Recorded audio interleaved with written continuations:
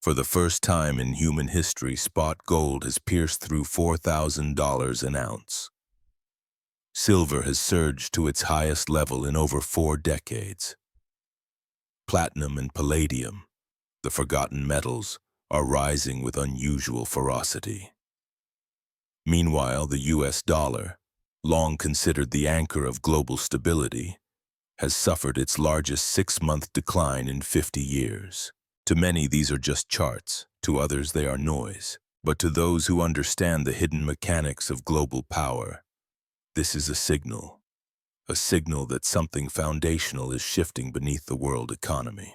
For more than a century, the rules were simple. When fear rises, you buy dollars. When chaos spreads, you buy US Treasuries. When the global system shakes, you run toward America. But now, for the first time in modern memory, the world is not running toward the dollar. The world is running away from it. Something ancient, something primal is calling investors back. Gold. Tonight, we uncover the story behind this violent awakening of the world's oldest store of value.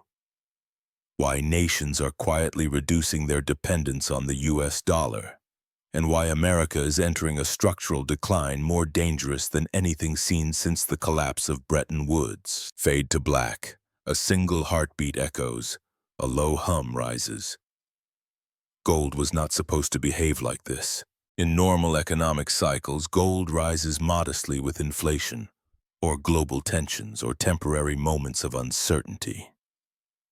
But what we are witnessing in 2024-2025 is not a hedge. It is not a panic. It is not a speculative bubble. It is a migration, a coordinated movement of wealth away from paper promises and towards something unbreakable. Across Shanghai, gold stores remain open past midnight, serving endless lines of buyers. In Istanbul, gold coins are used in wedding ceremonies more than ever before. In Mumbai, families buy physical bars faster than refiners can produce them. In Warsaw, banks report the highest physical withdrawal of gold in more than a decade. In New York, gold-backed ETFs have recorded inflows 6 times higher than statistical models predicted, the highest since 2020. Zijin Mining, the Chinese gold giant, recently raised $3.2 billion in one of the year's biggest IPOs, a symbol of how gold is becoming central to global finance once again. But the true story is not in the buying itself, it is in the motivation. People do not flock to gold because they love gold. They flock to gold because they distrust something else. And that something is the US dollar. Gold is not useful in the industrial sense. It is not a semiconductor. It is not a barrel of oil.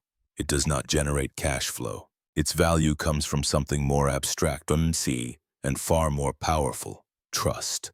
For centuries, gold has been the ultimate heart rate monitor of the financial world. When trust is strong, gold sleeps. When trust weakens, gold stirs, and when trust collapses, gold explodes. Look at the timeline. In 2000, gold was $280 an ounce. In 2008, during the global financial crisis, it crossed $1,000. In 2020, during COVID, it passed $2,000. In 2018-2019, after the Trump tariff shock, it shot past $3,000. The first major sign that the global monetary order was shaking. But 2024-2025 is different. This time, the fear is not about inflation. It is not about recession. It is not about war. It is about the system itself, the architecture of global finance built on the foundation of the US dollar. When gold rises this fast, and the dollar falls this sharply, the question is not, why is gold rising? The real question is, there was a moment, quiet, subtle, but seismic, when the world stopped viewing the dollar as untouchable. It happened in February 2022. When Russia invaded Ukraine, the G7 responded with a weapon that stunned the global financial community. They froze $300 billion of the Russian central bank's reserves stored in European institutions. The move was unprecedented, financially brilliant, geopolitically effective, but it sent a shockwave far deeper than anyone in Washington expected. Because on that day, dozens of countries, especially those with complicated political relationships with the United States, asked themselves one chilling question. If they can freeze Russia's reserves, could they freeze ours? Saudi Arabia asked it. India asked it. Brazil asked it. Even long-standing U.S. partners quietly asked it. Suddenly, dollar reserves were no longer risk-free. They were politically exposed. Trust, the foundation of the dollar, was damaged. When a reserve currency becomes a political weapon, it stops being a neutral store of value. And when a currency stops being neutral, nations begin to search for alternatives. There is only one universally accepted alternative: gold, an asset with no issuer, no counterparty, no vulnerability to sanctions. The shift was immediate and global. From 1999 to 2010, central banks were net sellers of gold. They reduced their gold holdings by hundreds of tons each year as the world embraced the US dollar as the unquestioned core of the international system. But after 2022, everything reversed. Central banks are now the largest gold buyers on the planet. Not hedge funds, not retail investors, not mining companies. Governments. According to the World Gold Council, central banks have been buying over 1,000 tons of gold every year since 2022. The fastest pace of accumulation in modern history. This is not rebalancing. This is a strategic repositioning on a planetary scale. The message is clear. If you do not fully trust the US dollar, you buy insurance. And in the world of sovereign finance, insurance has only one form: physical gold held inside your own borders. Why inside your borders? Because many nations, especially after the Russia sanctions, no longer trust the idea of storing their gold in London, New York, or Zurich. Dozens of countries have begun repatriating their gold reserves. Germany brought home 674 tons. Turkey repatriated 220 tons. Netherlands began moving reserves out of the U.S. Hungary increased its gold holdings tenfold. Poland purchased over 125 tons and announced plans for more. And above all of them sits China. China is not merely participating in the gold rush.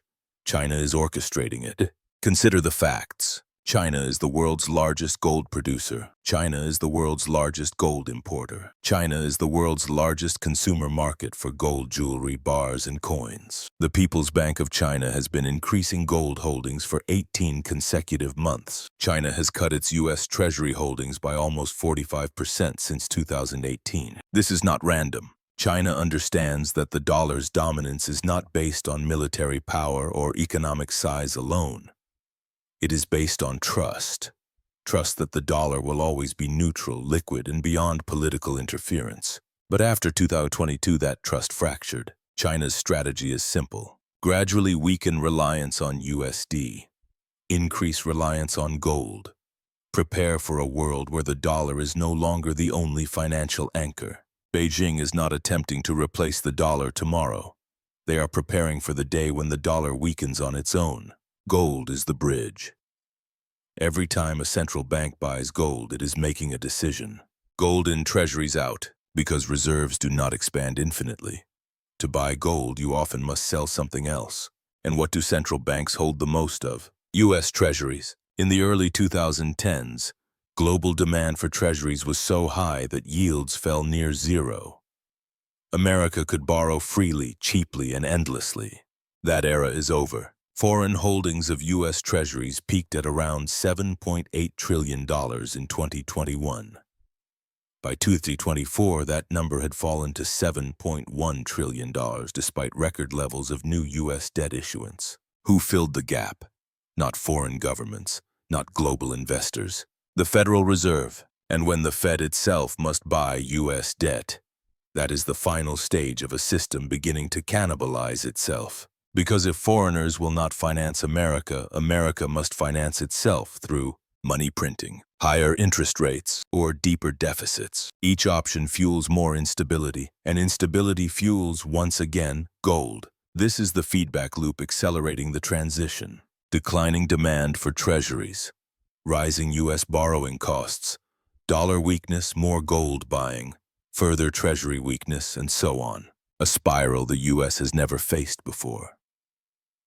To understand why gold is surging, one must understand the Fed's prison. For decades, the Fed operated with two unspoken assumptions. The world will always demand US dollars. The world will always demand US Treasuries. But in 2024, both assumptions broke. If the Fed raises rates to attract investors, the US government struggles because interest payments explode. If the Fed cuts rates to help the government, the dollar weakens, foreign investors flee, and gold skyrockets. If the Fed prints money to buy debt, inflation rises and gold surges even higher. The Fed has no good options left. It is the first time since 1971 that the Central Bank of the United States is fighting a losing battle on all sides, and the world knows it. That's why the Middle East is moving oil contracts away from USD. China and Russia settled trade in yuan for the first time. BRICS is openly designing a commodity-linked settlement system. African nations are exploring gold-backed trade. Latin America is reducing dollar exposure in bilateral swaps. This is not a collapse. This is a gradual unweaving of a system built after World War II, and gold is the measuring stick of that unraveling. Since 1944, the dollar dominated for one reason above all. It was neutral. Neutral in politics, neutral in conflict, neutral in global trade. Even countries that disliked the United States trusted the dollar. But today, neutrality is gone. Sanctions have become routine. Dollar access has become conditional. Geopolitical alignment determines financial privilege. This is why the world, and especially the global south, is shifting into gold. Because gold has no foreign policy. It does not freeze. It does not judge. It does not sanction. It does not require permission. It does not belong to Washington, Beijing, Moscow, or Brussels. It belongs to whoever holds it. For emerging markets with uncertain futures, gold is the only guarantee. This is why gold demand from central banks, sovereign wealth funds, and private investors has reached levels last seen in the 1960s, just before the collapse of the Bretton Woods system. History is whispering, and the world is listening. To understand why gold is rising today, we must travel back. Not to 2022, not to 2008, but all the way to 1944. At the end of World War II, global leaders met in Bretton Woods, New Hampshire. They crafted a system to prevent the chaos of the 1930s, a world where currencies were tied to the US dollar, and the dollar was tied to gold. At $35 per ounce, gold was the anchor, the dollar was the chain, and America was the engine. For nearly 3 decades it worked, but the engine overheated. By the late 1960s, Vietnam War spending and domestic inflation eroded America's gold reserves. Foreign nations, especially France, began demanding gold in exchange for dollars. And on August 15, 1971, Richard Nixon ended the convertibility of dollars into gold. This was the Nixon shock, the day the world moved from a gold-backed currency system into the age of fiat money. From that moment, the dollar was backed not by metal, but by trust. Trust in America, trust in its institutions, trust in its political stability, trust in its military dominance, trust in the Federal Reserve. For over 50 years, that trust held. But like all empires, the erosion begins quietly, slowly, imperceptibly, until suddenly the world realizes that the anchor is no longer heavy enough. The second great rupture came in 2008. When the U.S. housing market collapsed and global banks imploded, the Federal Reserve unleashed quantitative easing, QE, the printing of trillions of dollars to stabilize financial markets. At first, it worked brilliantly, but it also planted the seeds of doubt. QE told the world one dangerous truth: the dollar can be printed without limit. Between 2008 and 2022, the Fed's balance sheet ballooned from $900 billion to $9 trillion. U.S. federal debt surged past $30 trillion. Interest rates hovered near zero. America became dependent on infinite liquidity to sustain growth. For years, foreign governments overlooked this. China kept buying treasuries. Japan absorbed U.S. debt to weaken the yen. Europe played along to protect its exports, but trust was eroding, silently. Then came 2022, and the mask fell off.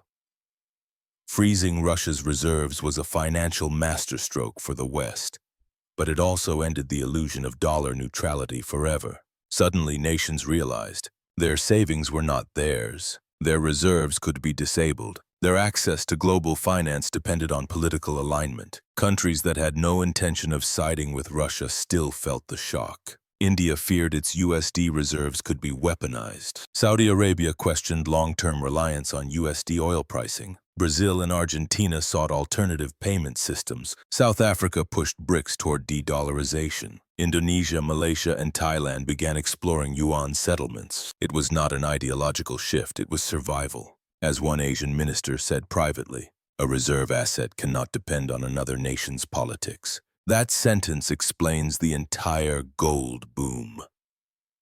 For the first time since the 1940s, the world is no longer financially bipolar, USD versus EUR. It is becoming multipolar. The yuan is used in record levels for Asian trade. Gulf nations settle oil in multiple currencies. Africa is experimenting with commodity-backed systems. Latin America is building a regional clearing network. BRICS is designing a settlement currency possibly backed by a basket of commodities. Russia and China conduct over 80% of their trade in rubles and yuan instead of USD. This does not mean the dollar dies. It means the dollar shares power. And when power becomes shared, investors seek a neutral reference point. Gold is that reference point. Gold's rise often overshadows the behavior of other metals, but the 2024-2025 rally includes silver, critical for solar panels and electronics; platinum, essential for catalytic converters; palladium,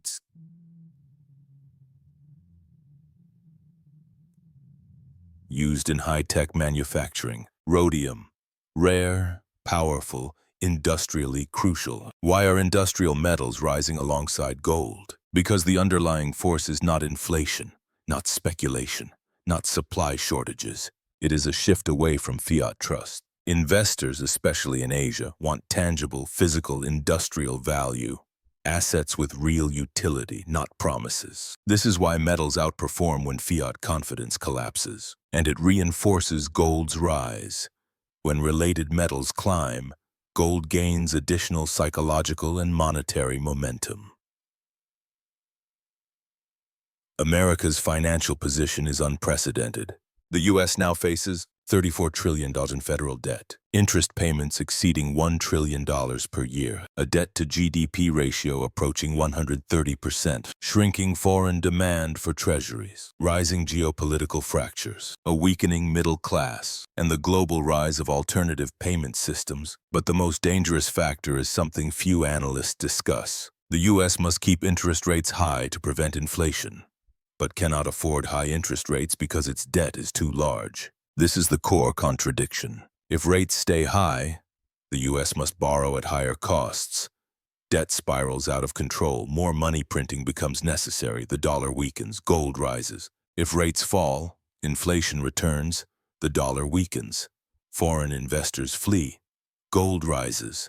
If the Fed prints, the dollar weakens. Gold rises. This is why gold is surging. The Federal Reserve has lost the ability to stabilize both inflation and debt at the same time. No matter what the Fed chooses, gold wins. Here is the mechanism powering the gold boom. The feedback loop economists fear most. Phase 1. USD weakens. Foreign investors diversify away from USD. Phase 2. Nations buy gold. Central banks and sovereign wealth funds shift into bullion. Phase 3. Demand for US Treasuries declines. Lower foreign purchases, higher borrowing costs. Phase 4. Fed becomes the buyer of last resort. The Fed prints money to absorb US debt. Phase 5. Printing weakens the dollar further. More inflation pressure, more distrust. Phase 6. Gold surges again. As the dollar falls, gold becomes the global hedge. Phase 7. Repeat. It is recursive, self-reinforcing, unstoppable under current conditions. This is how empires weaken, not through sudden collapse, but through loops that tighten over years. Every parabolic chart triggers fear. Every investor wonders, is this the top? But history shows gold's greatest rallies came during major transitions. 1930s, collapse of the classical gold standard. 1971, end of Bretton Woods. 2008, Collapse of banking trust. 2020-2025. Collapse of geopolitical trust. Gold does not rise because people love gold. Gold rises because people fear systems. Fear has returned, and trust has vanished. This is not a bubble. This is a revaluation, a recalibration of what the world considers safe. The shift toward gold is not temporary. It is the beginning of a structural new era. Multipolar currencies, declining U.S. dominance, rising commodity-backed systems, digital currencies backed by reserves, gold-backed settlements in BRICS nations, a steady move away from Western financial infrastructure. In this new world, gold becomes the global anchor. Silver and platinum power the industrial side. Crypto functions as a speculative frontier. The dollar remains important but no longer absolute. Nations hedge themselves instead of aligning blindly. Trust is earned, not assumed. We are witnessing not the end of the dollar, but the end of dollar invincibility. And gold, silent, immutable, eternal, is the narrator of this transition. The world is changing, quietly, slowly, inevitably. Old alliances tremble, new systems rise, financial empires adapt or fade. Gold rises not because humanity has changed, but because the architecture of global trust has cracked. When trust dies, people return to the oldest refuge they know, a metal that has watched empires rise, watched them fall, and remains long after their currencies turn to dust. Gold is not shouting, gold is whispering, and the world, at last what is listening, fade out.